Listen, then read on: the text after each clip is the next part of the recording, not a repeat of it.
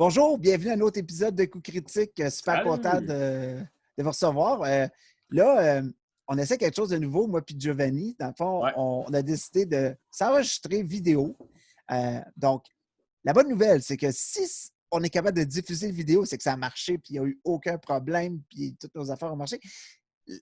Sauf que si ça n'a pas bien marché, bien, vous allez juste entendre la version audio. Donc, ça c'est va. ça. C'est un premier test, fait qu'on va quand ça va. Pire des cas, on a de l'air un peu fou, puis on a oublié d'enlever quelque chose de weird dans le background, là, je sais pas Ouais, c'est trop. ça. Là. Des fois, les super fans, ils vont regarder ça, il faut dire Mais hein? c'est beau chez vous, Giovanni. Ben, c'est pas chez nous, c'est dans le sous-sol de mes beaux-parents, avec, disons, quand j'étais en intermédiaire de ma maison. Mais je vous promets, quand je vais avoir mon bureau, là, je vais mettre plein d'affaires D&D comme les pros. Ouais, c'est ça. Tu vas avoir plein de peintures puis de miniatures partout à grandeur. Ouais, c'est ça. Je vais négocier ça avec ma femme. C'est dans le Ouais, deal. moi, je suis dans mon nouveau bureau, là, étant donné qu'on est encore techniquement dans une espèce de crise sanitaire. Quand la crise a commencé, j'ai dit, je pense que j'ai besoin de mettre un peu d'ordre dans mon bureau. Fait que j'ai changé un peu le setup de la dernière fois que vous m'avez vu en vidéo, mais Effectivement, je l'avais remarqué justement. On il y a dirait que tu as des quelques outils. instruments de musique, il y a des choses qui recommencent à sortir des placards. C'est Puis parfait. Ouais, Moi, ça va peut-être être ma blonde qui va arriver tantôt. Là. Fait que, tu sais, ça se peut qu'on ne mette pas le vidéo si jamais mon gars rentre ou, tu sais, bon. Mais on essaye, puis on a du plaisir, puis c'est ça qui est important. Puis je pense qu'on parle de D&D, hein, c'est ça? ouais, ouais. D'habitude, on parle de D&D sur ce podcast-là. Parfait. Donc, ben, c'est ça. Merci beaucoup d'être sur Coup Critique. Je sais que ça fait un bout de temps qu'on n'a pas fait de quoi. Euh, Est-ce qu'on a une bonne excuse? On était très occupés, étrangement, malgré ce qui se passe. Moi, en tout cas, j'ai été plus occupé que jamais avec plein de projets. Puis Giovanni aussi, toi, tu étais en plein dans ton mouvement. Beaucoup d'écriture, beaucoup de parties. Fait J'ai fait que, vraiment beaucoup de D&D aussi. Ce qui est fantastique, ça me donne du bon contenu à parler puis à dire qu'est-ce qui est arrivé et tout ça. Mais j'avais aussi une petite personne haut comme 4 pommes à m'occuper. Donc, ça faisait des très grosses journées. Donc, là, j'ai recommencé à ouais. travailler puis c'est parfait puis c'est correct. Mais c'est ça. Mais on aime mieux être là pour être là puis avoir du plaisir que le faire pour le faire. Oui, exactement. Ça Puis, ne tente pas. de toute façon, de mon côté, on a fait plein de choses. J'ai fait plein de choses intéressantes reliées à D&D que je suis heureux de parler maintenant. Il y a plein de choses nouvelles aussi qu'on va développer pour le coup critique en général, le site web, le blog, puis le podcast. Puis je pense que ça a servi quand même qu'on prenne un petit moment pour affûter nos flûtes puis faire des choses comme ça. Moi, je suis Euh, prêt. Je ne sais pas si toi tu l'es, là, mais Moi, moi, moi, ça je me suis tente prêt. en tabarouette. Oui, moi, je suis vraiment prêt. Donc, cette semaine, on va parler d'une couple de choses différentes. J'aimerais ça vous parler d'abord d'une expérience que j'ai vécue. J'ai été vraiment privilégié. Vous avez peut-être vu ça passer sur notre page Facebook. Euh, il y a eu un événement qui s'est passé récemment. C'était le Epic virtuel de la gang de Etugame. Puis en fait, ça a été un événement qui a été quand même très populaire. On a eu encore plus d'engouement qu'on pensait avec l'événement. Pour vous expliquer un peu ce que je sais que sur le podcast, on a parlé souvent d'Adventures League puis des Epic. Tu sais, je me souviens dans le temps avec Eric, Eric nous parlait souvent de son passage puis de comment ça avait été. Puis, mais là, j'ai eu la chance de participer à un Epic, mais virtuel. Donc, ce qu'on a fait, c'est que l'équipe de Epic Montréal, d'Adventures League Montréal, a décidé, avait dans les plans de créer un Epic. Bien sûr, il y a eu la crise que tout le monde connaît. Euh, et ils ont décidé de commencer à travailler sur une manière de rendre ce Epic-là virtuel. C'est joint à ça la gang de Etugame qui avait le goût de créer un événement à valeur caritative, dans le fond, de ramasser des fonds pour la Fondation des artistes. Donc, peut-être que vous le savez, mais avec la crise actuelle, bien, les salles sont toutes fermées. Fait que les artistes qui veulent se produire ou qui veulent créer des choses, bien, ils n'ont nulle part pour le faire. Donc, ils n'ont pas de revenus qui rentrent non plus. Donc, ce qu'ils Les essaient de artistes de faire, toutes c'est. sortes, là, les chanteurs, les Ouais. comédiens, le théâtre, les humoristes, tu sais, toutes sortes de. D'ailleurs, si vous avez des questions sur la Fondation, on mettra un lien, puis vous pourrez aller voir c'est quoi qu'ils font la Fondation. Puis dans le fond, le groupe d'Etugame, qui sont composés aussi d'acteurs puis de comédiens qu'on peut voir un peu dans plusieurs projets, ben, ils ont décidé de s'allier avec la gang de Adventures League Montréal puis d'essayer de créer un événement virtuel avec une diffusion qui irait rechercher du monde. Puis l'idée, c'est que les profits de tout ce Cet projet-là irait événement-là. à la Fondation. Fait que dans le fond, c'est Pierre-Louis, qui est membre d'EtuGame, qui m'a écrit puis il m'a dit Hey Francis, je sais que Coup Critique, tu as un blog, tu as un podcast, ça tenterait-tu d'être un DM dans notre événement? Puis là, j'ai dit Oui, let's go, ça m'intéresse. Puis dans le fond, ce qu'on a fait, c'est qu'on a roulé un module de tiers 1 qui a été développé pour les Epic, mais dans la saison 8. Donc, tout se passait à Waterdeep. C'est un Epic qui a été très, très populaire, puis c'est une espèce de chasse au trésor où les gens se déplaçaient de table en table virtuelle, où chacun des DM, on avait une quête qu'on a roulée 3 fois chaque dans la soirée. À différentes personnes, dans le fond. Exactement. Wow. J'ai eu 3 groupes différents. Ce qui est le Ok. fun, c'est que le premier, ben, tu te places là, souvent, là, mais rendu deuxième, troisième, là, ça allait au toast, ça, c'était vraiment le fun. Tu avais le même groupe avec toi, par exemple? Ou... Non, j'ai eu 3 groupes différents. OK. Ouais, ouais. Fait que, puis l'idée, c'était que les gens se sont connectés à un channel Discord secret pour le Epic. Ensuite, ils ont formé des tables à travers différentes factions. Donc, il y avait les Intarim, les Emerald Enclave, les Gauntlet, toute cette gang-là. Puis ensuite, ils se faisaient donner des missions. Puis tout le groupe se déplaçait de channel en channel selon la quête qu'ils devaient faire. Mais c'est ça ma question, je veux dire, est-ce que c'était le même groupe restait ensemble tout le long? C'était pas toi, j'imagine que tu as eu différents groupes. Oui, ouais, le même groupe restait ensemble. ouais, exactement. C'est un groupe d'aventuriers. Fait que souvent, les gens, ils jouent ensemble, puis ils n'avaient jamais joué ensemble, un peu comme on connaît dans le mode Adventures League, on sait pour découvrir des gens, faire des liens. Puis l'événement a super bien été. Là. Je veux dire, les gens ont beaucoup aimé. Puis le commentaire, c'était c'est quand le prochain. Fait que c'est fun. C'était sur quelle plateforme, Francis? Fait que c'est tout sur Discord. OK. Donc, ce que ça nous a permis de faire, c'est d'être autour d'une centaine, un peu plus qu'une centaine de joueurs. On était une équipe de, je pense, une quinzaine de DM. Plus, il y avait des vedettes qui avaient été invités pour faire une gang d'habitués des parties d'EtuGame qui étaient là pour jouer leur propre version de ce qu'on avait planifié. Puis aussi, les gens pouvaient payer pour être seulement observateurs. Fait qu'il y en avait des observateurs qui se déconnectaient puis qui se connectaient à nos channels pour voir où chaque équipe était rendue. C'est un à la fois, c'est sûr, c'est ça. Fait qu'au moins, tu peux suivre ça. Si tu payais pour entrer, tu peux suivre ça comme tu voulais, dans le fond. Oui, exactement. Wow. Ouais. Puis les spectateurs avaient des points d'héroïsme. Donc, ils pouvaient donner des points pour donner avantage à des joueurs. Ah, ouais, sur le moment. Oui. Puis, comme beaucoup d'épiques, il y a des conséquences des fois où il y a des espèces de triggers que les joueurs peuvent gagner à mesure s'ils réussissent une mission ou non. Ce qu'on appelle en jargon des boons puis des banes. Ouais. Puis, j'en ai eu quelques-uns. J'ai eu quelques banes dans mes parties. Puis ça donnait beaucoup de dynamisme, ça donnait un gros suspense. Puis il y avait vraiment des rivalités qui se créaient, mais des rivalités amicales là, entre les factions, puis les tables. Puis non, les intérims, c'est les méchants, on se met contre eux autres. Oh non, les Harpers sont ben trop, on va tous se mettre contre eux autres. Puis finalement, je pense que c'est une faction qui était juste une table qui a gagné. Parce qu'ils sont passés sous le radar, puis ils ont super bien joué. Fait que. Est-ce que c'était ça le but, que celle qui gagnait, c'était celle qui réussissait la mission, puis c'est juste ceux-là qui ont réussi? Ou parce que... L'Epic, ça marche que ta faction, en fait, devait récolter le plus de points. OK.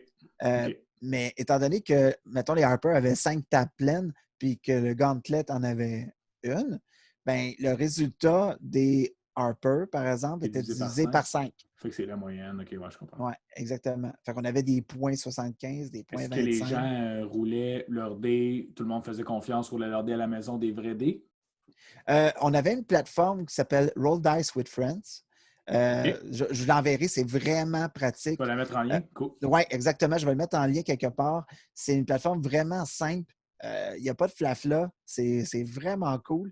Ça sert simplement à rouler des dés selon différents types de systèmes de jeu. C'est comme une fenêtre web. Puis, mettons, vous êtes un DM, vous créez une chambre. Puis là, vous donnez le lien URL aux joueurs. Puis les joueurs vont rouler les dés. La seule chose que ça ne fait pas, ça n'ajoute pas les modifiers, mettons, puis en fait, les bonus, puis les malus sur vos jets, mais il y a moins de savoir que c'est plus 2, plus 3, plus 4, plus 5. Là, exactement. Comme ça, fait que moi, au moins, je voyais, mettons, si la personne avait roulé un 3 ou un 20, puis je fais Fait que si elle me disait qu'elle avait eu 7, parce qu'elle avait un bonus de 5, Ouais. fait que c'est... Cool. Puis dans le fond, tu dis que c'est une chasse au trésor. Toi, ta partie que tu renais, c'était Ouais. sans spoiler ou que d'autres gens la font, mais tu sais, c'est quoi, mettons, ton étape à toi? Là? Mais je suis pas sûr que c'est un gros spoiler, étant donné que c'est un épique de la saison 8, puis C'est qu'on est sûr. rendu à la saison 9. C'est sûr. Les chances pour que ça soit reroulé sont peut-être minces, mais en gros, Au pire, on ferme les micros, on je entend. ne OK. vous dirais pas les punchs. Là. En fait, ma mission, c'est qu'il y a un bateau qui était remorqué dans le quai de Waterdeep qui avait le OK. drapeau de la peste noire. Et les aventuriers devaient se rendre sur le bateau pour aller chercher le journal du capitaine et un coffret renfermant des informations précieuses pour la faction qu'ils avaient envoyée. OK. Et rendu sur le bateau, ben, les joueurs avaient des surprises. Non, c'était pas, il était là sur un piédestal, puis il le prenait, il s'en allait. Là. Ben non, OK. C'était-tu on joue bien à de la D&D quand même. Ben là, hein, maintenant, il faut avoir un challenge. Mais c'est-tu beaucoup de préparation pour toi? Ou en tout cas, cette épique-là, tu ferais que tu lis l'histoire 2, 3 fois? Ou... Oui, bien sûr, ben, je OK. voulais être prêt. Puis il y avait quand même étant donné que c'était l'événement de charité, je voulais quand même bien performer comme DM. Puis je voulais en donner pour leur argent aux gens qui s'étaient connectés.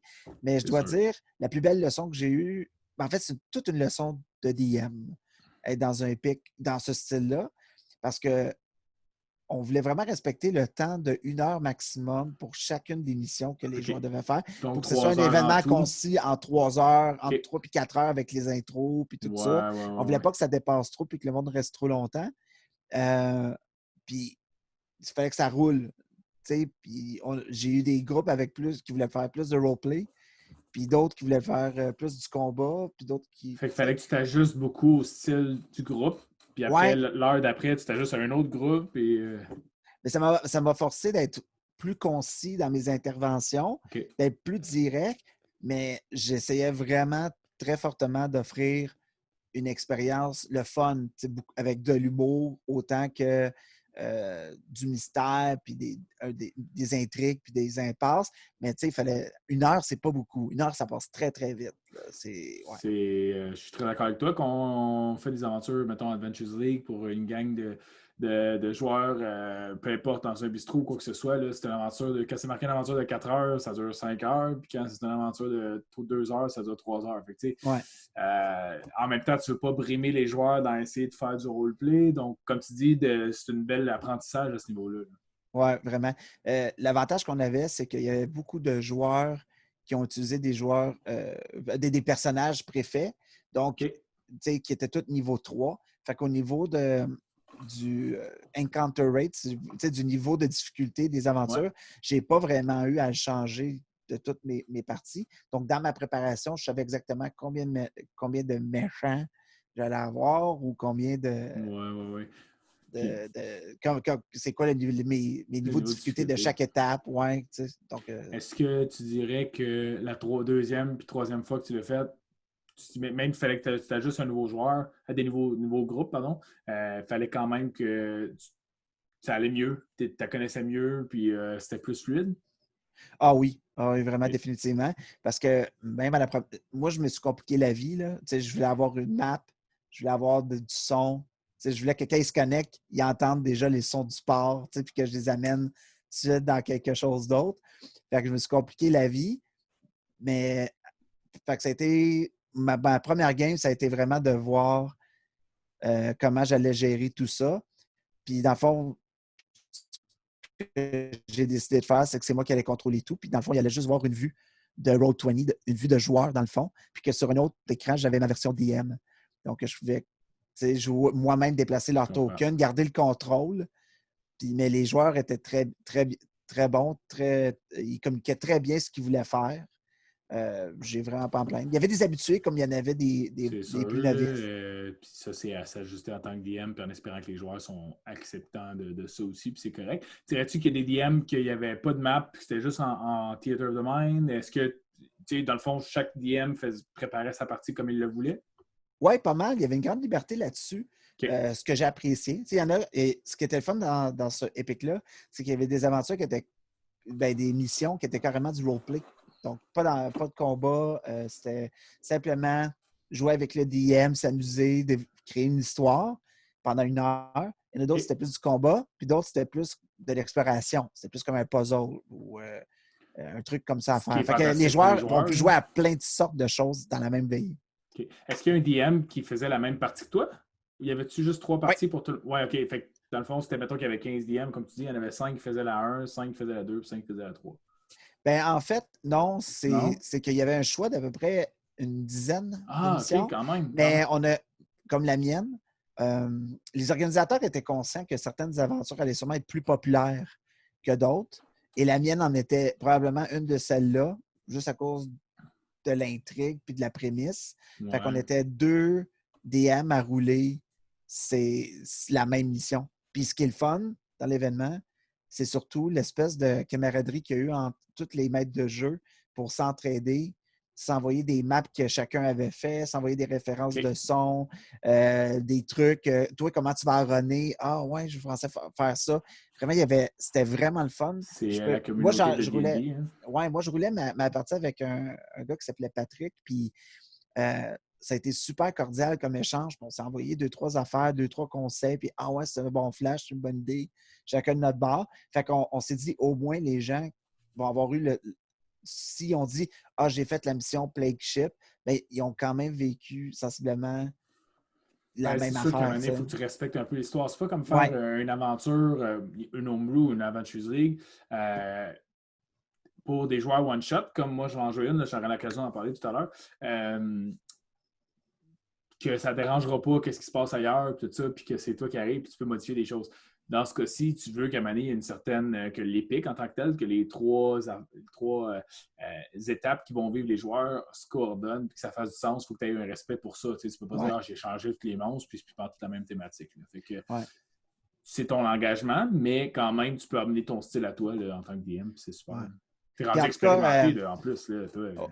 arrête. En tout cas, chapeau à l'organisation, à toute la gang de Etu Game, d'Adventures League Montréal, de toutes les, aussi. Il y avait des gens de Roche Papier Dragon qui OK. étaient là comme DM, qui ont prêté main forte à toute l'équipe. Puis j'ai particulièrement aimé notre pratique, parce qu'on a fait une pratique avant où les DM, on a joué l'aventure, on a testé comment ça allait se passer dans Discord pour faire des ajustements. La Puis on a veille eu ou beaucoup de juste plaisir. avant? Une semaine avant. Ah, Ouais. OK. Fait Ouais. que ça permet de tout apprendre à se connaître aussi. Puis ça, c'est vrai, c'est une belle ambiance, c'est le fun C'était cool. Puis quand tu dis on ça avait aussi. juste le goût d'aller prendre un verre après. Là, on était comme, ah mon Dieu, c'était cool. On a vécu quelque chose de fun. Là, puis... Mais ce n'est que partie remise, je crois, parce que l'événement Ah, a puis eu si je quand suis même du disponible. succès. Puis étant donné les circonstances où ce genre d'événement-là risque de prendre beaucoup de temps avant de pouvoir se repasser en vrai, à cette amplitude-là, je parle, là, une Ça vaut centaine la. de Ouais, joueurs c'est qui, ça. dans un même événement, je pense qu'ils ont trouvé quelque chose. Ils ont trouvé un filon qui pourrait permettre d'autres événements de ce genre-là. Qui serait juste mieux en mieux à chaque événement, en plus de le côté fonctionnalité, puis la quantité de joueurs, puis j'imagine qu'il n'y a pas de limite dans leur serveur Discord ou quoi que ce soit. Fait que peut-être qu'à un certain moment, tu peux avoir autant de DM Ouais. et de Il y joueurs en que a, tu veux. Puis... il y en a certaines, mais je crois qu'il avait bien gagé OK. jusqu'où il pouvait aller pour, pour que l'événement soit un succès et que ça roule bien quand même. OK. Je ne dis pas qu'il n'y a pas eu de problème. Il y en a il y a certains DM qui ont eu de la difficulté avec leur connexion puis des choses, mais tout le monde avait une espèce de plan B. Genre, moi, je les aurais amenés sur soit Google Hangouts ou Zoom. Mettons que ça aurait planté, puis j'aurais comme Voici dit mon lien, on connectez-vous passe là, ça. puis voici. Ouais, c'est ça. Pas de temps à perdre. Le but, c'est Mais, de vivre. Puis au bout du compte, peu importe chacun de DM ou tout, le but à D&D, c'est d'avoir du plaisir. Fait que ben ouais, s'il y a 99% des joueurs qui ont eu du plaisir, puis idéalement à 100, c'est un succès total. Tu sais, on s'entend. ouais. C'est cool. Pour Wow! vrai, j'ai vraiment Félicitations. apprécié. Ah, c'est bien, merci, mais félicitations à toute l'équipe derrière ça. Puis Vraiment. j'espère que toi aussi, tu pourrais, une prochaine édition, on pourrait travailler ensemble là-dedans, puis J'adorerais faire ça. connaître ce genre d'événement-là plus, puis surtout que c'était pour une bonne cause. Donc, merci à la game. À la gang des petits games d'avoir pensé à moi. Merci à toute l'organisation. Puis je vous conseille d'aller voir la page Facebook du groupe Adventures League de Montréal parce que ça s'appelle Montréal, mais c'est pour tout le Grand Montréal, mais ça peut être maintenant pour tout le Québec, Dans parce qu'il y ce a des gens qui ont cas-ci, commencé à organiser des parties en ligne, comme le groupe de la Triche aussi, qui ouais, est de la Adventures League, de la Triche, où il y a des parties qui se donnent en ligne. Jean-François qui fait un job excellent, qui est un des joueurs puis DM de la Triche qu'on régulier, connaît ouais. bien, là, puis qui s'est investi beaucoup à développer des parties en ligne. Donc, merci, JF. Écoute, Puis, c'est ce qu'on appelle de l'intelligence puis de s'adapter, que ce soit moi pour mes 2 games que je run présentement, toi, quand tu joues, je suis sur un groupe, je fais une parenthèse, Francis, là. ouais, Je suis sur un groupe que j'ai trouvé, je pense qu'on est rendu à plusieurs centaines de membres, mais je pense qu'on était 30 quand j'ai joué un groupe. Il y a quelqu'un qui a posté, s'il y en a qui sont intéressés dans un autre groupe de D&D, c'était en anglais, là, je pense que c'est des Américains qui ont parti ça. C'est DM Appreciation Guild. C'est-à-dire que c'est des DM qui vont peut-être faire des one-shots pour des DM qui n'ont jamais la chance de jouer. ah, Je wow. pense qu'ils ont levé la main que je joue jamais. J'ai dit, ou presque. Puis j'ai dit, écoute, je vais faire partie du groupe, je vais essayer de faire une partie à m'amener, c'est sûr, mais au moins je vais suivre. Puis c'est une Ouais. belle fraternité. Puis j'ai rarement vu des groupes de DM, des fois des joueurs qui vont poster des affaires dans des groupes qui vont être un peu plus des publicités, des affaires comme ça, c'est correct. Mais sinon, dans les groupes de DM que je suis, c'est une fraternité incroyable. On s'entraide. Comme là, je fais Avernus, entre autres, qu'on voit le livre là. Je pense que j'étais en train de le lire avant de commencer. Puis, Non, t'es pas en dans, train de te préparer. ben là, on dirait que je passe ma vie à faire ça. J'ai vu un meme là-dessus aujourd'hui. Là, DM, il a tout préparé son monde, mais il y a quand même 90% de préparation à faire pour sa session. Je trouve ça fantastique. Fait que c'est ça, je suis dans un groupe comme ça, puis il n'y a personne qui va être égoïste avec ce qu'ils ont créé ou ce qu'ils ont eu comme idée. Des fois, je ne sais pas comment handle, comment quoi faire avec cette situation-là parce que les joueurs sont allés dans une direction opposée et les gens ils vont te conseiller. Fait que, c'était une parenthèse pour dire que la fraternité est là, puis c'est le fun d'avoir de l'aide des fois parce qu'en tant que DM, j'appelle ça le syndrome du solitaire. Tu te sens seul au monde un peu des fois parce que tu fais tes affaires de ton bord, puis tu as des joueurs qui écoutent. Il n'y a personne qui sait qu'est-ce qui va arriver, sauf toi. Donc, d'avoir des gens qui vont pouvoir peut-être t'épauler ou te conseiller ou peut-être te faire ouvrir une lumière, ben, c'est vraiment apprécié. Ouais. C'est, euh, moi, c'est le mot que, après l'Epic puis après d'autres parties que j'ai fait en ligne, c'est juste beau de voir à quel point ce jeu-là permet, même malgré les difficultés qu'on vit en ce moment, permet de s'évader, mais surtout de faire des rencontres puis des connexions avec des gens qui ont, qui ont une passion contagieuse. Puis, Ou la même passion que nous, donc de se reconnaître puis de voir que les gens, ouais, pas juste, il y en a que, bon, j'ai des amis que ça leur a fait du bien au point qu'ils étaient en dépression puis ça leur fait vivre d'autres choses. J'ai connu des jeunes aussi que ça les sortait dans un monde imaginaire au lieu de la réalité qui n'est pas nécessairement facile pour eux. Des jeunes qui sont soit malades ou des problèmes mentaux, tout ça. Puis ça les rassemble. Puis de toute façon, au bout du compte, tout le monde fait la même aventure, peu importe c'est quoi ton origine ou ton problème ou si tu as juste envie de t'évader. Puis c'est tout le même résultat. Donc, c'est exactement ça ton point que ça prouve que ce jeu-là fait vraiment du bien et amène quelque chose de spécial. ouais, vraiment. Euh, Si on passe à un autre sujet, dans l'actualité, donc en ce moment, le 2 juin, au moment où on se parle, sortait le livre c'est de Terros, dans le fond, le Ouais, Mythical. exactement. Parce que le nom m'échappe. Parce que je fais très professionnel en ce moment, là, mais je sais qu'il y a Terros dedans, puis que c'est en fait un livre un campaign setting pour le, le, le monde de Terros qui est inspiré de la mythologie grecque, qui est dans l'univers de Mythic Magic the Odysseys Gathering. of Terros, c'est ça. Exactement. Ça Il paraît fallait que je pas que le tu as fait Google. une recherche. Je n'étais pas prêt, je pensais que tu avais tout ça. Voilà. Mais bref, moi, j'ai pas eu le temps de le lire. Là. Il est sorti aujourd'hui. Donc, peut-être que dans un prochain épisode, on va essayer d'en parler et Un petit de review de montrer ça, des ouais. choses. Mais ouais, il y avait ça. Il y a eu l'annonce de D&D Live pour cette année. Donc, étant donné que, ben, c'est ça. Avant, D&D Live, c'était un événement, je pense que ça a toujours été à Seattle. Puis, dans le fond, il louait une grosse place. Puis là, il te mettait des décors de D&D à grandeur, puis il y avait des parties d'Adventures League, puis il y avait des vedettes qui venaient, puis il y avait Ouais. les annonces surtout des nouveaux produits. Cette année, ils ont pris un virement complètement virtuel, comme beaucoup de conventions. La différence là-dedans, c'est qu'ils ont décidé de faire carrément tout D&D Live à profit de la fondation qui s'appelle Red Nose Day. Ouais. aux États-Unis. De ce qu'on voit, c'est que si vous faites un don d'un minimum de 10 US, vous avez un accès privilégié à tout le contenu qui va être créé dans cet événement-là, mais aussi vous allez pouvoir interagir aussi dans certaines parties avec des votes puis des trucs pour comme décider de certains aspects de certaines parties. Donc, ça risque d'être vraiment intéressant. Ben, c'est sûr, je ne sais pas pour toi, Giovanni, mais moi, j'ai hâte de voir c'est quoi le fameux nouveau produit. Ben là, C'est quoi les tu te nouvelles rappelles, miniatures? C'est quoi les nouvelles, ben, les il y en nouvelles avait affaires? parlé, on en avait parlé même dans le podcast, si je ne me trompe pas, ou juste toi puis moi, comme ça, en jasant, que il y aurait des previews ou des. Chris Perkins devrait faire une partie, puis qu'après ça, ça représentait, c'est dans le setting du prochain livre. Tout ça.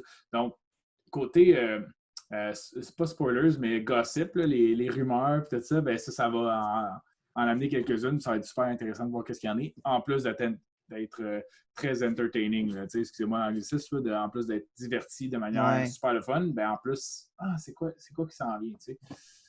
Fait que je pense que ça va être vraiment intéressant. Mais comme Puis, toujours, ils ont invité une belle brochette ils ont invité ouais, une belle brochette d'acteurs et de gens passionnés de D&D pour jouer en ligne, tout, chacun chez soi, en sécurité. sécurité, mais on vit la Tant que même ça, émotion pareil. mais David Harbour, qui joue dans Stranger Things, va jouer là-dedans. Il y a une couple de Il comédiennes. a Il y a fait une gang de Hellboy, lui. la. Ouais, ouais, c'est vrai. Il y a aussi une gang de lutteurs de la WWE Ouais. qui vont faire une partie. C'est animé par Jeremy Crawford. Fait que, Ben, il y a The Big Show. Je ne suis pas un ouais, méga fan de lutte, mais The Big Show, il joue dans la partie de Joe Manganiello. Maganello. Manganiello, excuse-moi. Donc, Lui, là. lui, c'est ça. Fait que j'imagine qu'il a invité ses amis et tout ça. Là. Ouais. Parlant de ça, il a fait un concours, hein, Joe Manganiello. Oui, Manganiello, sur excuse-moi. Omaze. Ouais, Oui, c'est vrai. exactement. Je pense que tu fais une donation de 25 puis tu as une chance d'aller chez eux, jouer avec lui, puis passer du temps avec, puis d'aller à Wizards of the Coast, quelque chose comme ça. Je Ouais. trouve ça super intéressant, puis pour une fondation aussi, là, fait que vraiment, là, il y a beaucoup de belles initiatives comme ça qui se passent. Ça met pas nécessairement du baume sur les plaies, là, mais ça amène un engouement pour D&D tout en le faisant pour des bonnes raisons. Ouais, vraiment. Puis, ben c'est ça. Ça va être un événement majeur, comme d'habitude, Ouais. où il y aura beaucoup de spéculation, beaucoup de monde déçu, beaucoup de monde content. Hein, c'est sûr. Mais je ne sais pas, toi, as-tu un pressentiment? Parce que de ce que tu parlais, la dernière fois qu'on s'est parlé, c'est que Chris Perkins allait faire une partie du Essentials Kit avec un nouveau cast, dont Mika Burton, qui a joué récemment dans Critical Role, un excellent Exact. rôle de Rainey, qui a eu beaucoup de popularité suite à cette intervention-là dans cette gang-là. Puis son personnage est vraiment attachant, puis c'est beau. Puis j'ai hâte de voir ça va être quoi son type de personnage dans la partie. Mais il faisait partie de Essentials Kit, puis il voulait comme ouvrir après vers Vers les la nouveaux suite. settings. Oui, exactement. Ouais. Mais tu sais, Chris Perkins, il est spécial.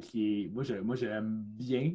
Il est inspirant, mais je ne veux pas employer un mot là, qui va être insultant comme ça, mais c'est vraiment du bon côté. Il est twisted un peu. Pour avoir écouté avant la sortie d'Avernus, de Descent into Avernus, pour vrai, il est sans pitié. C'est un DM qui n'a pas de pitié. Tout le monde. Je pense qu'il a fait un rouleur des 20. On avait dit, je pense, hein, il a fait un rouleur des 20 à tout le monde, puis c'est ça le nombre de points de vie qu'il y avait. Ils sont tous empalés déjà. Écoute, il y a un mindset un peu spécial, mais je trouve que ça amène un côté que tu peux aller chercher, t'inspirer de ça. Pas obligé d'être comme lui, c'est pas ça que je dis, mais au moins d'aller voir. C'est correct aussi d'être le méchant des fois, puis tu peux pas juste donner des cadeaux, puis ça. Donc, C'est son branding, on c'est s'entend. son branding. Exact. Tu embarques dans une game comme ça. Il faisait ça aussi avec la game d'Acquisition Incorporated, puis il a fait ça avec une foule de vedettes à chaque fois qu'il faisait des événements caritatifs. Ouais. Là, mais c'est pour ça qu'on l'aime aussi un peu. C'est nous, comme DM, on fait comme hey, nice shot. Genre, Je sais pas si je serais game de jouer ces parties, par exemple. Mais tout ça pour dire que c'est bien excitant de voir c'est quoi les prochaines choses à venir. Bon, il sortait quoi? J'ai pas fait le calcul, mais peut-être 2 livres par année. Est-ce qu'il va y avoir du nouveau contenu ou une nouvelle campagne? Ça sera ce que ce sera. De toute façon, avec le temps qu'on a et le nombre de parties qu'on a, que ça prenne 1 an ou 2 là, avant qu'ils sortent d'autres choses, ça ne me dérange pas. Justement, moi, une fois que je vais avoir fini mes campagnes actuelles, je vais prendre une année sabbatique de DM. J'espère qu'un de mes joueurs ou quelqu'un que je connais va faire une partie que je vais pouvoir jouer, mais je dois me mettre à écrire. Puis je veux également faire ouais, ça va me faire plaisir. Je vais également me faire mon monde à moi, créer mon monde, une map. Du lore. Je vais prendre le temps de faire ça à tête reposée, pas quand j'ai. Faudrait que je marque des notes, là. J'ai déjà des notes en masse, mais il faut que je prépare la session aussi. Ouais. C'est pas le même mindset. Fait que je vais m'en mettre là-dessus parce que j'adore faire ça. Fait que ça sera. Je ne veux pas dire dans combien de temps parce qu'on ne sait jamais combien de temps peut durer mes campagnes, mais vraiment, j'ai hâte de faire ça. Cool. Parlant de ça. Ouais. De cartes? De cartes, de maps, de création de monde, de manière physique. Tu m'as parlé de Incarnate. Parle-moi-en parce que moi, c'est ce qui m'attirait, mais je n'ai pas été voir là, de quoi ça avait l'air quoi que ce soit. OK. Ben, Incarnate, c'est une plateforme web. Dans le fond, c'est web-based. Ça se passe directement dans ton furteur de web. C'est un engin, en fait, qui permet de faire des cartes. La particularité de Incarnate, je crois, c'est son design. C'est ce qu'il offre en termes de qualité de map que tu peux faire. Il y a un abonnement payant qui n'est pas si cher que ça. Je pense que c'est comme une vingtaine de dollars par année, là, quelque chose comme ça. Mais même la version gratuite est assez intéressante où on peut facilement créer des mondes, des cartes. Mais c'est plus des cartes, par exemple, régionales ou de monde large. T'sais.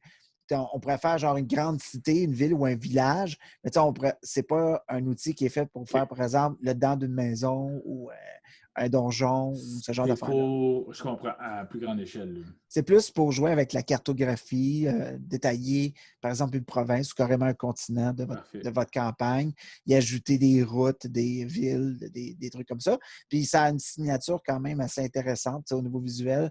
Il y a plusieurs formats, plusieurs sortes de formats qu'on peut utiliser pour sortir la carte de différentes façons, comme un sépia, genre comme une vieille carte abîmée, autant qu'il y a une couleur très vive en couleur. On peut mettre des couleurs par province, par région. Il y a des sûrement déserts, certaines sont barrées en fonction de si tu as payé ou non. Là, c'est peut-être des petits contenus comme ça. Ouais, c'est pas mal ça fonctionne. Mais je pense que c'est intéressant. Je pense que c'est plus aussi au niveau de ce que tu peux exporter comme qualité de carte ensuite que d'avoir des fonctions privilèges te permet d'accéder à des choses qui ont, par exemple, plus grandes. Donc, si tu voudrais imprimer une grosse map, dans super bonne qualité, là, il pourrait te fournir un format 4K, mais c'est pas accessible pour les versions gratuites. Je comprends. Puis toi, tu as commencé à travailler dessus déjà? Ou... Oui. Ben, je suis en train de travailler sur une homebrew. Moi aussi, j'ai décidé de l'idée m'est venue du lazy. Là, pour ceux qui écoutent le podcast, ça fait 2 fois qu'on lève la main. Ben là, ça va forcer le monde à peut-être aller voir la vidéo si on l'a, parce que comme ça, vous allez voir un peu les interactions, puis c'est bien correct, là, ça sera drôle. Ça sera pour ceux qui vont voir les vidéos. Ben oui, mais j'ai décidé d'appliquer un peu la méthode du Lazy DM, de Cypherish. Peut-être qu'il y a certaines personnes connaissent ça. C'est un DM qui crée énormément de contenu, des guides de modules condensés, quoi voir, quoi penser, des méthodes de travail de DM pour alléger le fardeau de préparation, mais tout en mettant à profit notre sens d'improvisation, de garder le fil conducteur, mais de se laisser beaucoup de liberté pour agir rapidement. Donc, il y a vraiment plein de trucs, plein de choses. Puis, dans cette optique-là, où j'ai différé de lui, c'est que j'ai décidé de juste me faire une province. J'ai décidé de travailler une carte d'une région, d'un continent, de mon monde que j'aimerais faire. Donc, j'ai ajouté une capitale, des villages, des terrains différents, des forêts, des trucs. Puis juste avec ça, j'ai réussi à avoir un contenu vraiment intéressant qui me permettrait Tu commences à plus petite échelle, si on veut. Ouais. Question que ça ne soit pas trop lourd de faire tout le monde. Puis après ça, tu pourras l'agrandir de la même map? Ouais, ben oui, puis il y a moyen de aussi... mais ce que je trouvais intéressant de travailler de cette manière-là, c'est que si je veux faire un moment donné regrouper mes provinces, bien, j'en ferai une grosse map. T'sais. Là, ce que je ferais le fun, c'est de partir à petite échelle, de faire une province, de juste faire comme bien, si mes aventuriers viennent, mettons, de ce village-là, bien, c'est normal parce que peut-être à 1 ou 2 journées de marche, bien, il y a une autre ville qui il devrait être au courant que ça existe. C'était juste me donner une idée Totalement. D'un échantillon de ce que mes joueurs pourraient connaître, dépendant de où ils partent. Donc, je travaille avec ça, mais c'est sûr que c'est vraiment pour le côté géographique de la chose d'un homebrew. Ça ne vous créera pas un panthéon, puis des classes, puis des races. Non, non, C'est non, vraiment c'est un sûr. outil pour faire des cartes. Puis il y a des ressources books aussi, des livres de ressources pour ça. Là. De toute façon, tu n'as pas besoin de tout le temps créer un panthéon nouveau, puis tout ça. Oui, c'est ça. Question pour toi. Oui. Moi, je ne suis pas un dessinateur hors pair. Au contraire, je suis bonhomme allumette, c'est 1/10. Là, faut-tu être super talentueux en dessin ou les outils sont là dans Incarnate pour. OK, il faut que tu choisisses la chaîne de montagne que tu veux, puis là, tu fais juste l'étendre puis tu amènes même ou juste. Peux-tu m'expliquer un peu à quel point c'est user-friendly? Tu as besoin de zéro skill en dessin.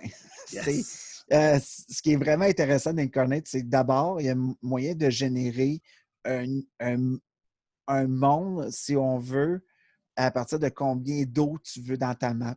Tu sais, genre, tu mets, ben moi, je veux, mettons, qu'il y ait 60% d'eau qui compose ma map, puis il va générer une espèce de terrain. Il n'y a rien dessus, c'est juste comme le terrain. Puis ensuite, pour le colorer, ben, tu utilises des textures. Donc, tu fais juste barbouiller par-dessus le monde. Puis là, c'est vert, c'est rose, c'est rouge. Puis ensuite, ben, tout marche avec des. C'est comme si tu mettais des autocollants. Donc, tu mets une montagne. Puis ce que je trouve vraiment intéressant, c'est que si, par exemple, tu sélectionnes un style de montagne, ben, si tu cliques une fois, la prochaine fois que tu cliques, c'est une variation sur le même thème de Donc, ça fit à montagne. côté, c'est ça que tu veux dire, mais ce Ça ne a sera l'air pas le organique. copier-coller. Là. Ouais, ouais. Exactement, ça va avoir l'air organique, puis ça va comme placer ça. Même chose pour les arbres, pour des buildings, pour des Wow. temples, des ruines, des stalagmites, des stalactites. Il y a vraiment C'est de tout là-dedans. user-friendly la façon que tu parles. Là. Je veux Vraiment. dire, après ça, tu t'essayes, tu peux effacer, OK, tu n'aimes pas ça, tu peux travailler dessus, puis ça doit être même le fun, comme tu dis, là, Ouais, à travailler, puis voir un peu comment tu l'imagines. ouais. Puis moi, ce que j'ai trouvé le fun après, c'est si vous connaissez des plateformes comme World Anvil, qui servent beaucoup aux gens, aux DM, à concevoir des univers, là, carrément. Là. Ouais. C'est un service qui permet de répertorier un peu tout ce que vous faites dans une campagne. Ben, après, vous prenez votre map, vous la mettez dans World Anvil, vous pouvez faire des pinpoints sur chacun de vos endroits que vous venez de créer, écrire une histoire pour la ville. C'est qui reste là, c'est quoi qui fait. Puis moi, j'ai découvert plein de générateurs aussi de stats, là, genre de je veux générer une capitale. OK, ben il y aurait, mettons, 50% d'humains, 35% d'elfes. Tu sais, genre des noms, des choses, il y a plein. C'est fun parce Wow. qu'il y a plein d'outils, puis Incarnate, c'est juste un de ceux-là, mais je vous conseille d'aller le voir juste pour voir la plateforme, ça, puis vous nous direz en commentaire comment vous avez aimé ça. Il y en a pour qui ça va être moins ce qu'ils pensaient, puis peut-être moins Ouais, bon mindset. Il y a sûrement des programmes aussi pour créer des maps, que c'est vraiment plus à la main, puis que quelqu'un, tu sais, donc la façon que tu parles, je pense que ça me fit bien avec moi, qui n'a aucun talent de dessin, puis tout ça. Mais tant mieux. S'il y a plusieurs outils, de toute façon, ça fait juste que tout le monde peut trouver son compte. Là. ouais, puis je te conseille, Giovanni, pour vrai, tu vas triper. Puis je conseille à tout le monde de l'essayer. Ça peut vraiment dépanner, même pour faire juste une ville. Puis il y a moyen de faire une ville vraiment détaillée avec comme de la grosseur de Waterdeep, là, tu sais, avec plein de quartiers. Puis Ouais, tu sais, ouais. c'est vraiment cool. J'ai hâte d'aller voir Ouais, ça. Tu me donnes vraiment. envie de le faire en avance. Là. Euh, je je vais placer un petit mot pour notre ami Yann de la Triche. En fait, Yann nous permet d'avoir souvent accès à du matériel pour pouvoir en parler sur le site de Coup Critique. Euh, la triche a été affectée comme tout le monde avec la crise sanitaire. La bonne nouvelle, par exemple, c'est que la triche est réouverte à une certaine capacité. Dans le fond, ce qui se passe avec la triche, c'est que tout le côté boutique pour acheter des jeux nouveaux, des jeux de société, est ouvert. Et également, ils ont développé une nouvelle plateforme en ligne, latriche.com, je crois. Puis, de toute façon, je vais mettre le lien dans, dans les commentaires, ben, dans la description de ce qu'on fait en ce moment. Là. Mais il y a une manière de faire des commandes spéciales, de commander en ligne aussi maintenant avec la triche. Ils nous donnent une fière chandelle pour pouvoir avoir accès à tout ce matériel-là, pour qu'on puisse en parler puis vous faire du beau contenu. Surtout, c'est une belle gang. Moi, personnellement, c'est des gars comme Yann qui permettent à des joueurs comme moi puis Giovanni de se rencontrer, puis ensuite de créer des plateformes comme Coup Critique. C'est parce que la triche existait qu'on s'est rencontrés. Puis, Exact, exact. Puis on peut ouais. louer des jeux aussi. Je me rappelle que dans son vidéo, là, il avait parlé qu'on pouvait aller louer des jeux. Ouais. Donc, ça peut être le fun aussi quand on veut juste essayer des jeux comme on faisait à la triche. Là, on ne peut pas le faire à la triche, on va chez nous. Mais au moins, on n'est pas obligé de payer le jeu au complet si jamais on veut être plus sûr. Puis après ça, tu l'achètes si tu l'aimes. Ça fait que c'est super intéressant à ce niveau-là. Oui, vraiment. Puis donc, allez voir le site de la triche, la page Facebook de la triche aussi. Il y a plein d'informations sur qu'est-ce qui va se passer, qu'est-ce qui est en vigueur en ce moment. Puis si vous êtes prêts de la triche, on sait qu'on a beaucoup d'auditeurs qui sont de notre région de la Rive-Nord. Là. Yann fait encore des bubble tea. Ouais. Vous pouvez aller prendre un bubble tea, jaser avec l'équipe là-bas qui sont toujours super sympathiques. Ils respectent toutes les mesures de sécurité qui sont en vigueur. Mais c'est une belle occasion d'encourager local, de permettre à ce magasin-là, qui est devenu un lieu communautaire pour beaucoup de gens, de s'épanouir. En fait, Yann en a profité. Yann en a profité aussi pour faire des rénovations. Ouais, donc, quand ça va réouvrir en force avec encore plus de choses. On fera une journée D&D aussi. Ben voyons, ça n'arrivera jamais, hein? On va monopoliser ça, cette place-là. Juste une journée, là. Ah, une journée, une semaine, un mois. Hein? Jamais assez de D&D. Lâche pas, Yann, on est avec toi, puis on avait hâte d'aller te revoir là, pour, oui, jouer à D&D là-bas, mais aussi pour faire la bubble tea ou acheter un jeu, c'est sûr. Aller faire votre tour là-bas, vous allez voir. Il est bien accueillant, Yann, ça, c'est sûr. Oui. On y va-tu avec notre segment? Là, ça fait à peu près... ça fait un beau 42 minutes qu'on jase ensemble. Giovanni a une super bonne idée. On va instaurer un segment dans notre podcast qui s'appelle le moment D&D. Puis là, on va travailler sur une espèce d'infographie malade, là, tu sais, avec la voix radiophonique de Giovanni. Là. On va mettre ça. Ou on va simplement, un peu comme ce qu'on faisait en début d'émission, parler d'un truc qu'on a vécu en rapport avec Donjon Dragon. En tant que DM ou en tant que joueur. Ou Game Master aussi. C'est sûr que tout le monde a déjà roulé un vin naturel, c'était super épique, tout ça. Mais je pense que ça peut inspirer aussi quoi faire dans telle situation, comment le DM a réagi. Ou quelque chose d'épique, ça peut être un fail total ou une chose qui est arrivée qui était négative, mais qui a fait quelque chose de fantastique. Ou juste un moment qu'un joueur a eu une idée. C'était juste fantastique. C'était juste formidable, puis que ça a donné telle chose. Commence donc, Giovanni. Raconte-moi ça. Moi, c'est assez simple. Je ne la nommerai pas, mais dans ma partie Homebrew, donc pas dans ma game d'Avernus, mais dans l'autre, il y a eu une certaine cléric qui a fait un Divine Intervention. Intervention divine, dans le fond, en français. Selon ton niveau, tu as ça au niveau 10 quand tu es un cléric ou un prêtre. Tu roules un D100, puis il faut que tu roules en dessous de ton niveau ou égal. Donc, on est rendu au niveau 12, elle a roulé un 6. Si tu roules en haut de ça, tu ne peux pas l'utiliser pendant 24 heures. C'est ça. Si tu le roules en bas de ça, tu ne peux pas l'utiliser pendant 7 jours. Fait que tu l'as utilisé pour la semaine. Une semaine, c'est 10 jours, là, mais qu'est-ce qui arrive, c'est que tu demandes à ton dieu ou ta déesse d'intervenir dans ce qui se passe. Mais charmants joueurs, ils ont un château qui ont reçu en cadeau suite à l'avoir libéré d'un gros vampire, blablabla.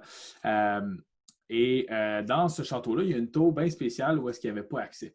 Il y avait un sort de protection sur la porte, il n'y avait pas accès. Ils ont passé des heures de jeu, donc des heures in-game, mais autant entre nous à essayer de trouver une façon. C'était drôle, moi, je m'amusais carrément avec eux, sachant qu'il n'y avait pas les ressources pour faire ça. Ils sont allés faire une certaine aventure, sont revenus à leur château, puis là, ils commencent à être curieux. Il y avait peut-être des nouvelles ressources, des nouvelles idées. Ils ont essayé plein de trucs, ça ne marchait pas. Même la cléric essayait d'enlever le sort de protection, puis il n'y avait pas un sort assez haut. Puis ça, je le savais. Fait que je me suis dit, tu sais, ils n'iront pas là tout ça. Jusqu'au temps qu'ils reviennent, puis qu'elle a l'idée de hey, je vais demander à ma déesse si elle était capable d'enlever ça. Puis, en gros, je ne m'attendais pas à ce qu'elle réussisse. On s'entend, elle était au niveau 12. Fait que 12% de chance de l'avoir. Elle a roulé un 6, donc elle l'a eu. Donc, disons que ça a rajouté une session de plus là, à préparer pour la semaine d'après quand elle a réussi à ouvrir la porte avec sa déesse. Ouais. Dans ces moments-là, j'essaie de créer. C'est pas arrivé souvent que j'ai eu des clérics qui ont réussi leur intervention divine, mais j'ai fait quelque chose de vraiment le plus épique possible pour dire à quel point c'est puissant. OK. La question, c'est est-ce que tu avais prévu déjà ce qu'elle allait avoir dans la tour quand elle a débarré ou tu t'es dit, je vais mettre ça là, j'ai le temps de passer à quelque chose, puis quand il y a des barreaux, ça sera ça. Tu sais, mais... J'avais une bonne idée de qu'est-ce qu'il y en était, surtout que dans leur château, ils avaient trouvé des livres qui parlaient un peu de ça, mais c'était une tour bien mystérieuse que depuis des centaines d'années, ça n'avait pas été ouvert et tout. Disons que ces 2 semaines-là, entre mes parties, on joue aux 2 semaines, puis la session, au moins, elle achevait. Ils n'ont pas fait ça en ouvrant la session, puis wow, j'aurais improvisé, puis c'est correct, mais j'ai pu faire quelque chose de vraiment intéressant avec ça à partir du lore, de l'information qu'il y avait, puis qu'est-ce qu'il y en était. J'en dirai pas plus parce que là, ils n'ont pas creusé en entier. Ils ont dit cool, on a ouvert, ils sont bien fiers de la. Hein? Ouais, peut-être. Sûrement même. Donc, ils ont décidé de ne pas creuser trop, mais ils sont contents d'avoir ouvert. Ils ont eu quelques informations supplémentaires. Mais là, ils sont partis vers autre chose parce que leur temps est un peu compté. Mais sinon, je vous dirais que non, je ne m'attendais pas à ce que ça réussisse ou qu'elle pense à faire ça de toute façon. C'était quelque chose de vraiment surprenant, puis que j'étais bien fier de la clérique qui a fait ça parce que c'est une idée qu'elle a eue. En plus qu'elle a bien roulé. Là. Donc, vraiment, là, une intervention divine, ça peut amener une histoire dans une direction ou dans l'autre. Puis, j'ai dû rajouter une session. Il s'en allait, mettons, au plan C après. Mais là, ça a marché. Fait que là, j'ai rajouté un B2. Donc, beaucoup d'écriture cette semaine-là. Mais j'ai trouvé ça fantastique. C'était bien correct. Mais non, je ne m'en attendais pas parce que dans mon planning, il n'y avait pas assez les sorts assez forts pour pouvoir enlever ce qui bloquait la porte. Donc, vraiment, là, chapeau à la clérique qui n'écoute pas le podcast, mais que chapeau à elle pour ceux qui la reconnaissent. C'était vraiment quelque chose de... un moment D&D intéressant. Ben oui, c'est fun parce qu'on voit aussi à quel point tu avais le souci que ça soit intéressant au bout du compte, c'est pour tes joueurs, en général.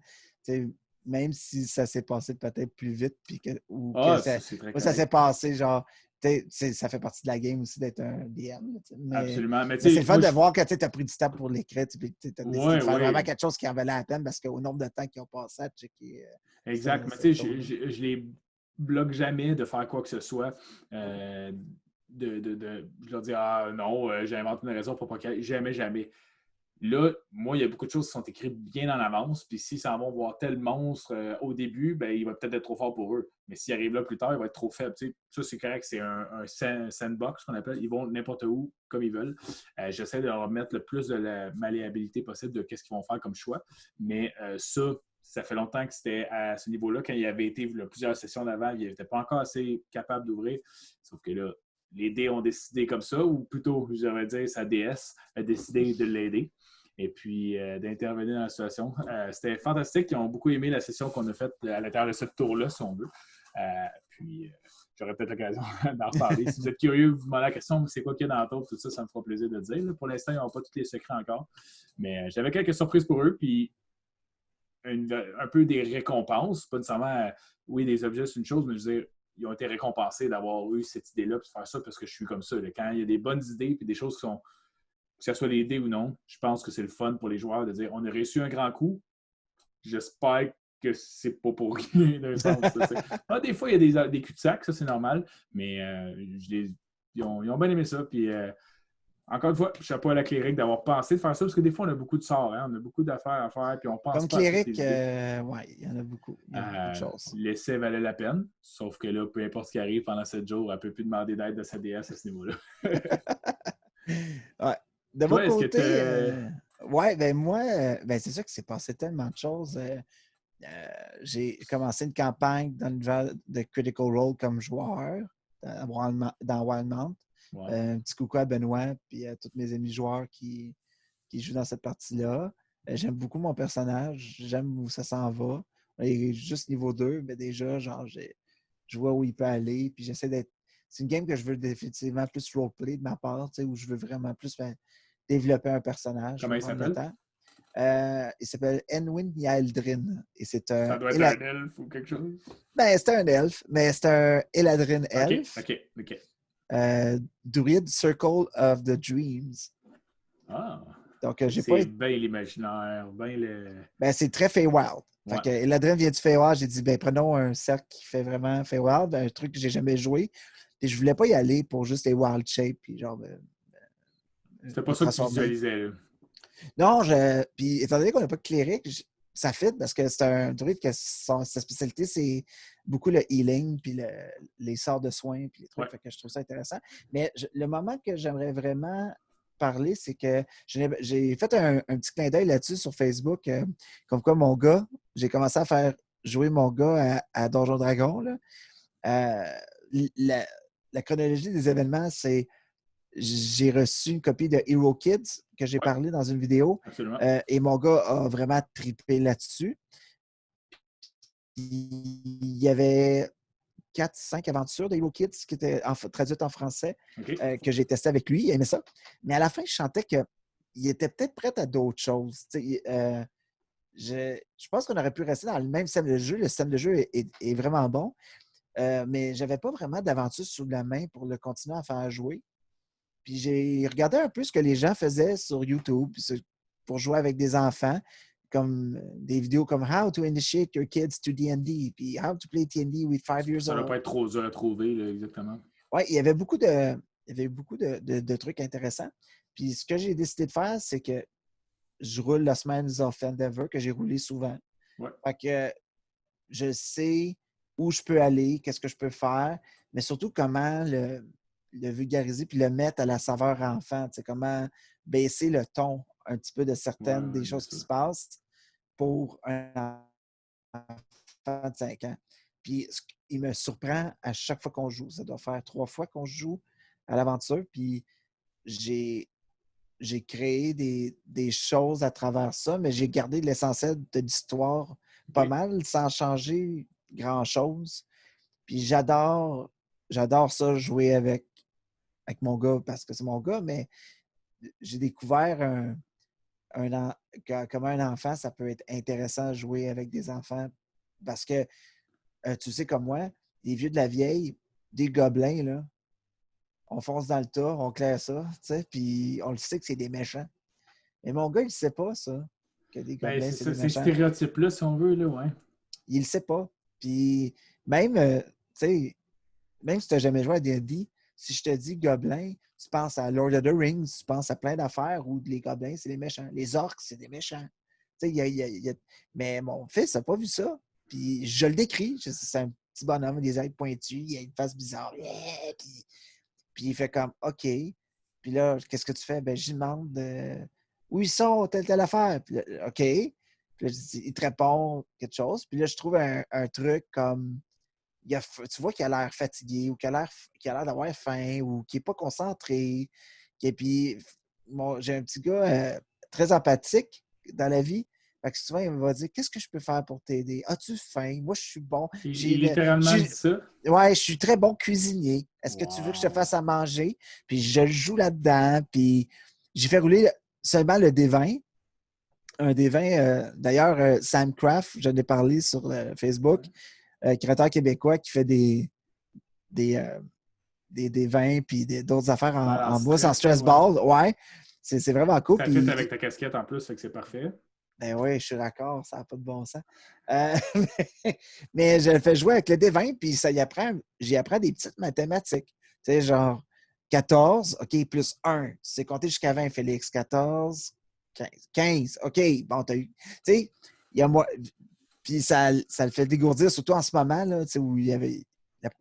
Dans son cas, la prématernelle a été arrêtée Ouais, abruptement, ouais, ouais. puis des choses comme ça. Fait que, tu sais, ça lui permet de travailler son imaginaire, puis sa résolution de problèmes.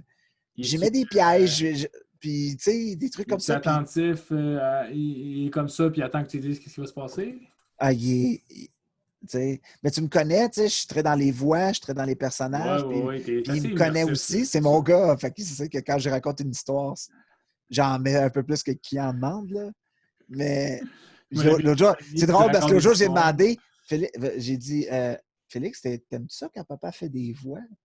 Est-ce que ça te fait peur? Il dit, non, j'aime ça, papa, continue. OK.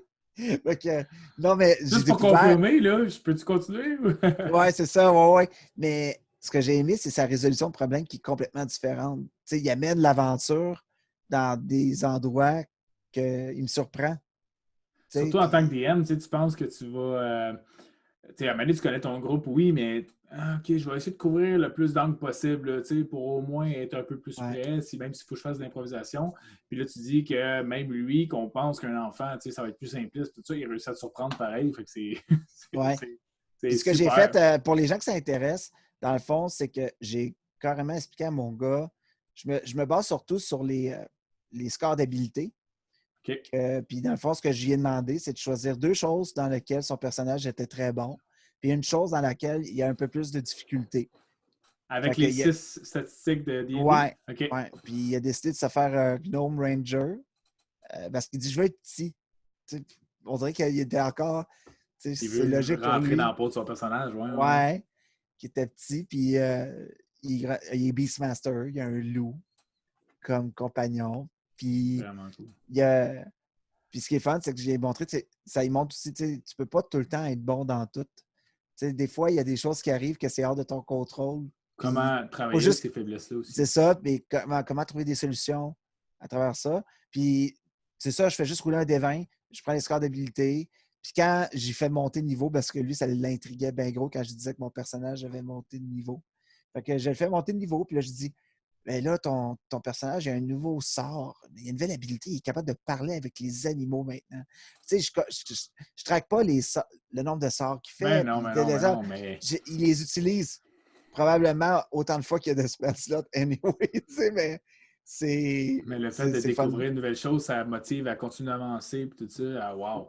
Vraiment, ben, chapeau à ton garçon qui a des Ouais, idées au point de surprendre son père malgré que tu as fait l'aventure plusieurs fois et tout ça. ouais. Puis c'est C'est super beau de le fantastique. voir Moi, il y a là-dedans. deux Puis ans et demi, fait que c'est plus que je prends un cheval puis tu sais, on joue ensemble, là, mais ça part de même, Joe. Ça ben part de oui, puis je même. raconte déjà des histoires, puis ma femme me regarde, puis elle dit tu vas ben trop, ah j'aime ça, puis là il est comme ouais. Ouais. Ah. Fait que tant mieux, c'est le fun, tu sais, Ouais. les enfants, ça. Bon, tout le monde le dit, que ça, c'est cliché un peu de dire que ça a un esprit tellement ouvert et tout ça, mais à travers un monde fantastique en plus. Super. Puis en plus, ben, toi, tu dois triper parce qu'il joue à D&D. Ouais. Quelque chose qui pourrait intéresser les gens aussi, c'est que j'ai utilisé la règle du sidekick, Oui, du Essentials Kit dans mon aventure, parce que je me suis dit, euh, pour que ça soit plus facile, si jamais il est bloqué quelque part, ça serait plus fun que ça vienne de quelqu'un qui est dans son équipe, d'un personnage, que je lui donne la réponse ouais. comme aide de jeu. Je veux qu'il sente qu'il est comme. Il peut. Il y a quelqu'un qui est avec lui, qui l'accompagne à travers son aventure, comme ça, il n'est jamais tout seul. Est-ce que c'est toi qui le Puis, contrôle? C'est toi ouais, qui le ouais. joues? OK. C'est Un de moi, mes c'est moi le amis aussi m'a sidekick. demandé la même question, puis je lui ai dit, il dit, là, est-ce que j'y montre à l'utiliser? Je dis non. Je pense que ça va être plus le fun pour un jeune d'avoir une interaction avec un personnage, mettons, joué par toi, son papa, ou que si c'est lui qui contrôle, mais tu sais, vas-tu vraiment être capable de se mettre aux deux places? Ça va être. Tandis que là, il s'interagit, puisqu'il se promène, mettons, il s'en va à telle quête avec son personnage, avec son sidekick, comme tu dis. Mm. Puis à ce moment-là, il l'amène, puis ils peuvent jaser, puis toi, tu es là pour jaser, pour répondre. Fait que je pense que c'est la meilleure approche là, en bas âge. Ouais, il me dit son sidekick qu'il a appelé Ficelle. Puis c'est une halfling magicienne. Wow! Fait que, fait qu'il dit Ficelle, qu'est-ce qu'elle dit, qu'est-ce qu'elle en pense? T'sais? Puis là, je fais, ben, tu sais, je lui donne un petit hint, mais tu sais, je joue. Mais pour vrai, essayez ça avec vos enfants. Puis même le sidekick, c'est parfait pour même les plus grands là, qui ne connaissent pas le jeu. Oui, Puis oui, que, tu oui, absolument, sais, totalement. genre, ils sentent que tu les prends par la main, tu sais, puis qu'il y aura souvent, les Puis gens qu'il y ont a une quelqu'un pression. pour les aider, puis qu'ils ne sont pas seuls au monde. Là. Ouais, les gens ont de la pression des fois de commencer à jouer. Je me suis rendu compte, là, tu sais, j'en parle. Beaucoup de monde, depuis que je fais coup critique, puis j'ai beaucoup d'amis dans mon entourage qui me posent des questions, qui sont intrigués par le jeu, mais ils ne savent pas trop comment Ça peut commencer. être Puis tout. intimidant, là, quand même, là, autant que les règles sont Mm. simplistes d'un sens, mais il y a quand même un gros livre, puis tu te dis, aïe, je vais arriver là, je connais personne. Donc, ça, c'est une bonne manière de commencer. Quelqu'un, un DM expérimenté ou un joueur expérimenté veut commencer à DM, prend l'option sidekick, fait une aventure pour son ami qui est là, ça l'introduit, puis après ça, il arrive dans un groupe d'inconnus. Ouais. Mais je pense que c'est le mythe aussi autour de D&D, là. C'est l'idée des livres, comme tu dis, c'est l'idée des règles, c'est l'idée qu'il faut que je connaisse toute l'histoire, puis c'est quoi un elfe, puis c'est quoi telle affaire. Puis, Au bout du compte, il y a la c'est. règle zéro qui fait Ouais, que, en tant que joueur, tu fais jouer, mais que le DM, le maître de jeu, peut juste changer les choses, il n'y a pas de problème, c'est d'avoir du plaisir. ouais. Fait que pourquoi couper le plaisir à quelqu'un juste parce qu'il ne sait pas les règles, tout ça. Ça a été mon expérience, je l'ai déjà raconté là, il y a une quinzaine d'années, que c'était pas. J'avais pas aimé mon expérience parce qu'il y a beaucoup de règles, puis qu'on me demandait de tout savoir tout de suite, puis j'étais un peu overwhelmed, là, je sais pas comment dire ça en français. C'était trop pour moi. Mais moi, en tant que DM, quand j'ai introduit, on a fait un D&D avec l'introduction, tout ça. Faites-en pas pour rien. Je vais vous guider à quoi rouler parce qu'il faut que les dés aient un impact un peu aléatoire, mais si tu veux pas parler, tu ne peux pas faire grand-chose, tu veux juste écouter l'histoire puis vivre le moment, c'est bien correct aussi, puis c'est ça le but. Oui. Je pense qu'on pourrait terminer ça comme ça. C'est toujours un plaisir de parler avec toi, Giovanni. Je suis vraiment content. C'était du jasage aujourd'hui, j'ai aimé ça, ça faisait du bien. On jasait toutes sortes de choses, c'est super le fun. Ouais. Moi, j'ai encore plein d'affaires à jaser si tu veux en faire d'autres. Ben, on va en faire d'autres. Mais je demanderais aux gens de commenter comment vous avez trouvé l'épisode. Est-ce que vous aimez plus cette formule-là? Est-ce que vous voulez qu'on continue dans cette optique-là? On censure nos faces parce que ça n'a pas d'allure. On n'est pas si pire que ça. Ben... Mais merci beaucoup. Quelques petites mentions. Donc, Coup Critique, c'est un site web, donc coupcritique.ca. Puis, j'essaie de mettre de plus en plus de contenu, d'articles, de nouvelles. En fait, on a de plus en plus d'informations venant des producteurs de jeux, des trucs. Donc, on essaie d'être à jour là-dessus. On a les réseaux sociaux, donc Facebook, Twitter, Instagram. On est pas mal sur tout. Coup Critique CA. Normalement, vous pouvez nous trouver. N'hésitez pas à engager avec notre belle communauté qu'on a, tous les gens, de nous donner vos commentaires sur ce qu'on fait comme contenu. Des choses que vous voulez parler. Oui, exactement. Aussi, petite mention, lorsqu'on crée un article sur un produit, par exemple, puis qu'il y a des liens qui mènent vers Amazon, pour que ce soit complètement transparent, c'est un lien affilié. Peut-être que vous connaissez le système, mais pour ceux qui ne le sauraient pas, c'est que le lien, en fait, on a un compte avec Amazon, puis ils vont nous donner une ristourne si vous faites un achat. Ça ne vous coûte pas plus cher à vous. C'est simplement que Amazon sait que vous êtes arrivé de notre site, puis nous remercie en donnant une petite contribution monétaire sur votre facture générale que vous faites. Nous, ce que ça fait, c'est des quelques petits sous, mais ça permet de payer l'hébergement de notre podcast, l'hébergement du site web, de tout le temps qu'on met là-dedans, tout ça. Donc, merci beaucoup si vous passez par ces liens-là. On a un Patreon qui existe. Donc, si jamais vous voulez vous joindre à l'équipe de Patreon de Coup Critique, il y aura des liens pour ça. Sinon, tous nos trucs sont disponibles sur pas mal toutes les plateformes, que ce soit iTunes, Google, Spotify, YouTube maintenant. On veut créer plus de vidéos, plus de contenu, plus de plein d'affaires. On veut en faire vraiment beaucoup. Merci beaucoup à tout le monde. On cherche toujours à vous faire plaisir et à partager notre passion avec vous parce qu'on voit que vous êtes passionnés comme nous. Donc, sur ça, je vous souhaite de jouer. Soyez prudents. Restez safe. Hein? Restez vigilants. Jouer par Internet. T'sais. Jouez en ligne. Pour l'instant, jouez avec votre famille chez vous. Exactement. On n'est pas encore rendu à jouer en vrai avec tout le monde. S'il faut, puis vous ne savez pas juste comment ça marche, envoyez-nous un message, on va vous l'expliquer, ça va nous faire plaisir. Si c'est ça que ça prend pour que vous puissiez jouer, on va vous expliquer comment Zoom fonctionne, comment Discord fonctionne, peu importe la plateforme que vous voulez utiliser. Oui, donc merci beaucoup, Giovanni. Merci à toi, merci à tout le monde. Bye bye. Bonne journée.